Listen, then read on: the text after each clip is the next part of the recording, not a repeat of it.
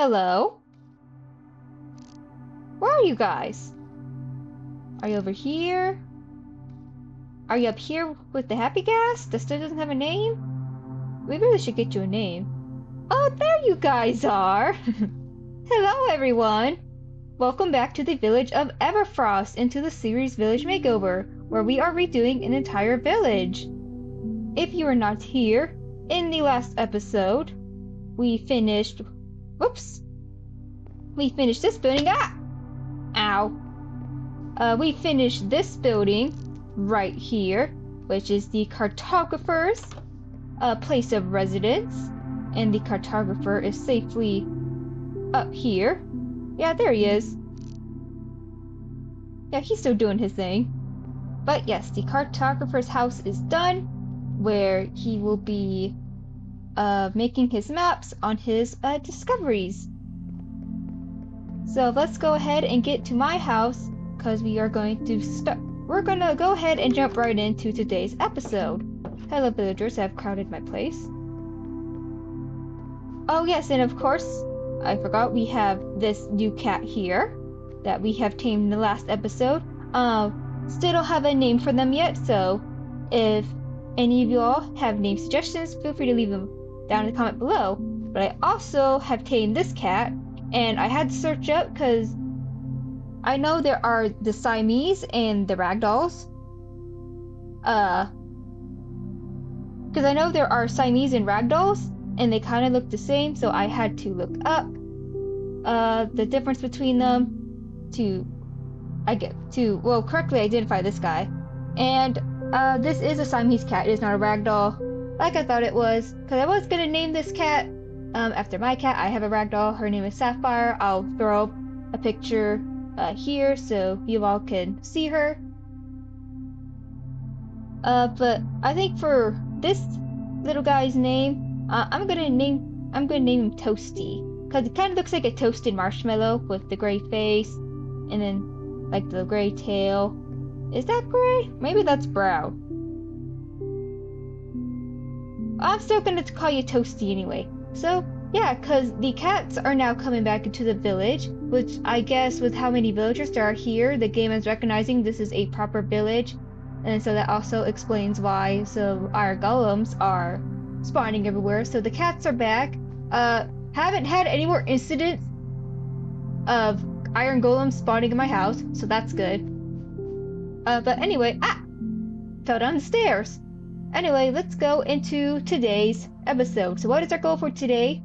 Well, in the journal, it is to build the weaponsmith building. If you guys have watched the last video, you probably all figured this is what we're going to be working on now, since that was the original plan until I had to take down the cartographer's house to make room for the fisherman's hut. But this will lead me to back here. This is where we are going to build the weaponsmith, kind of like build. It's less of a building. You'll see once you build it, but here's the stuff that we are working with. It's kind of simple. It's going to be fairly quick. It'll be kind of small. But with all that out of the way, let's go ahead and begin this time lapse.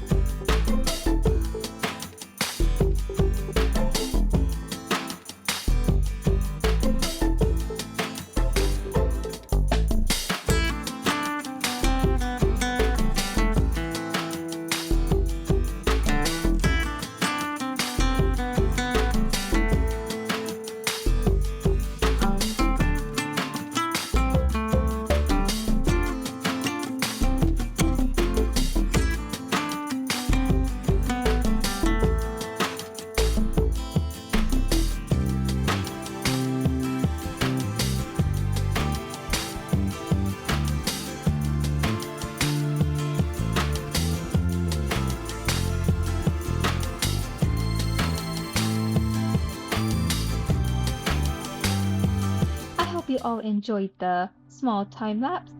And here is the weaponsmith tent. So this is where the weaponsmith will come and go to work. So what we have here is some of the weapons that he is making. So he's currently working on a sword on this anvil. Of course, we have the furnace and blast furnace with a fireplace to go into free cam. Fireplace up here, that's where he's smelting all of his ores to make the weapons. Just a little work desk here with lantern for some lighting. No, he's making a spear, sorry. And of course, chest to store stuff and a crafting table so he can craft some stuff. And as well as the smithing table, since I figured that is used for weapons. It's used to upgrade old tools into netherite. So I figure he can have it here. And of course, his grindstone, that gives him the weaponsmith job. And for the tent itself, I just went with just basic wood. I decided like to have this curve, kind of like this curve here that it gives, make it out of like put out fireworks, and then it gives like an interesting like ceiling design. But I did not account for the large gaps in the middle, so I put trapdoors here and then put them up, so the tent area could be somewhat protected from the rain, like you've seen in the time lapse. So yeah, villagers can just easily walk up here and then ask the weaponsmith, ask him a job of what tool or weapon that they need made, and then he will go on ahead and do that. I have not made a path yet because I want to figure out how to path this here. I am going to do all the paths at some point, but I need to get all of the buildings down first. That way I can easily path them out. Yeah, so right now there isn't going to be a path for this guy. However, you all may be thinking, oh, so the weaponsmith tent is done. So we're basically done. Well, not quite. Otherwise, this would be a fairly short episode. You see, the weaponsmith, he doesn't have a place to stay. There's no, bed in here where he can sleep, and that's just not suitable at all. So, if you all follow me over here, we're gonna go past this house. You can see I have made some foundation for the weaponsmith, house of residence, because I figured for his character, he wants to separate his job from his home life, so he lives further away from his place, but he can still see it just fine. But yeah, so the weaponsmith house is going to be here, and if you can see that with the border that I already made, mostly because the corners that I did, it was hard to imagine what the shape of the house would look like, so that's why I just went ahead and did the first layer. But you can see that this is made out of tough bricks, instead of the usual stone or andesite that the other villagers will have, because I figured the villagers in general won't go that deep. They have the mines, they won't go that deep down, so the only stone and stone variances that they would come by would usually be andesite and stone, cobblestone, and all that. Maybe some granite or diorite, but that's not what they plan to use in this village. However, this villager, if I take you all into the townhouse here, if we go in, so you're going to see some changes have been made. That there are these two trapdoors here. Now these were not here before, but it gives some depth, maybe some decoration. But actually, the weaponsmith and then one other villager that we have yet to see. Dang it, I knew that was going to happen, so I'm going to have to go down there to get it. Anyway, if you see here that the weaponsmith and this other villager has hid a redstone contraption down here with a lever. So, and if we flick this, and you flick up the trapdoors, you can see that there is a tunnel leading down deep into the mines. Essentially, out of lore, this is what I use to go down to get all the stone, and all the other things. I just mine my own down there, since it's a lot easier for me, since I struggle with just natural generated caves because I panic from all the mobs.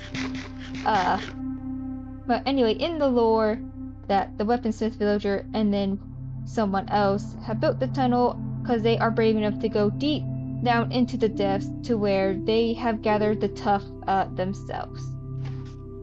So that's why this villager's house and also the other one is their buildings are going to be made tough. So now if we look in this chest, here is all of the materials that we will be using. So with all of the explanation and lore stuff out of the way, let's begin the second time lapse.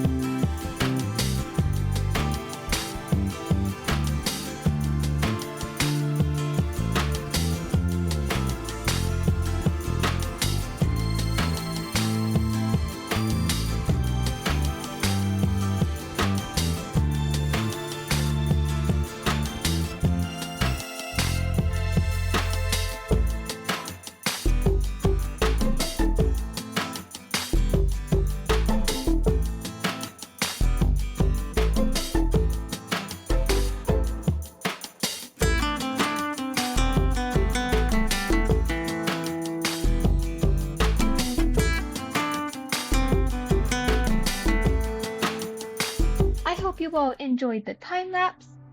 Before I show you the finished project, I would just like to apologize in advance if I sound weird or if I'm not like acting like I usually am. I have caught a little bit of a bug, so I'm not feeling too well. And I also like to apologize about the time lapses. I forgot to mention it in the last one when we were talking about the weaponsmith tent over there.